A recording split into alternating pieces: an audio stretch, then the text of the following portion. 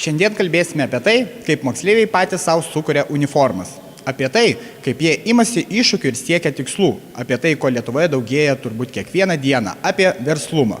Verslumas yra visos įgimtos savybės, kurias mes ugdome ir panaudojame ateityje.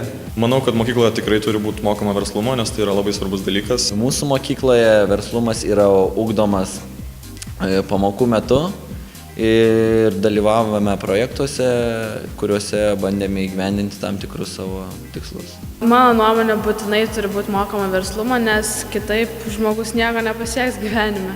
Mūsų dabartinėje ekonominėje sistemoje verslumas yra neatskiriama naudinga dalis, kurios reikės kiekvienam. Nes tai yra supratimas apie rinką, kaip galima uždirbti, kaip galima save parduoti. Mokymas vyksta iš esmės tais pačiais principais, o tų principų tai nėra tiek daug. Tai yra vienas teoriniai dalykai, o antras pabandymas praktiškai. Verslumo ugdymas iš esmės apima du komponentus. Pirmas komponentas tai būtų tos bendražmogiškosios kompetencijos, tai yra kaip ir nebijojimas imtis rizikos ir atsakomybės, lyderystė, komunikavimas ir taip toliau. Ir antras tai specifinės žinios apie ekonomiką, apie verslo kūrimą, kaip verslo planą parašyti ir taip toliau. Turėjome savo ekonomikos modulį ir ten susėdę galvojame, ką galime padaryti to, ko mūsų mokyklai trūksta. Ir sugalvojame padaryti uniformas. Mes dalyvavome šiame projekte todėl, kad mums pasirodė iš tiesų tai įdomi idėja, kad dabar kai esame tokie jauni, galime įsteigti savo įmonę ir tai yra iš ties įdomu pabandyti. Sunkiausia buvo tą idėją sugalvojus, ją pradėti įgyvendinti, kažkokių imtis pirmų žingsnių. Sunkiausia tai buvo galbūt išreklamuoti savo produktą ir padaryti taip, kad žmonės jo norėtų. Išmokome, dirbdami šioje įmonėje, kad ta bendra komanda yra pats svarbiausias dalykas ir taip pat reikia pasidalinti darbais ir visko neapsikrauti ant savęs.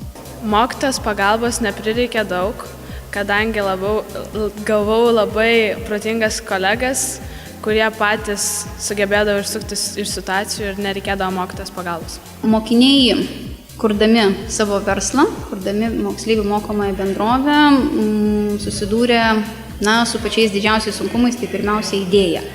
Ir ją sugalvoti iš tikrųjų užtruko labai ilgą laiką, kokius 3-4 mėnesius.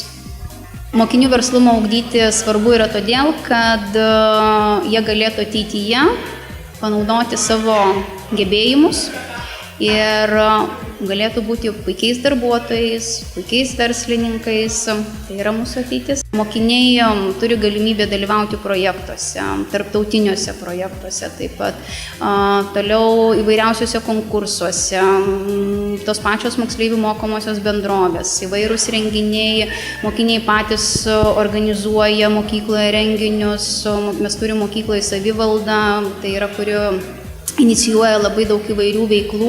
Mokiniams apskritai patinka dirbti grupėse, jie mėgsta kūrybinius darbus, jiems tai yra įdomu ir aš pati jiems duodu rašyti verslo idėjas, kurti verslo planus, daryti pristatymus, mes rinkodaros planus rašom, tai jiems ir šitos veiklos yra pačios įdomiausios. Jeigu kalbėti apie mokomąsias mokinių bendrovės, jų plėtrą, tai pavyzdžiui, praeitais mokslo metais Lietuvoje buvo beveik 200 mokinių bendrovių, veikė jos 100 mokyklų, dalyvavo netoli 2000 moksleivių, tai yra kaip Lietuvoje tikrai nemaži skaičiai.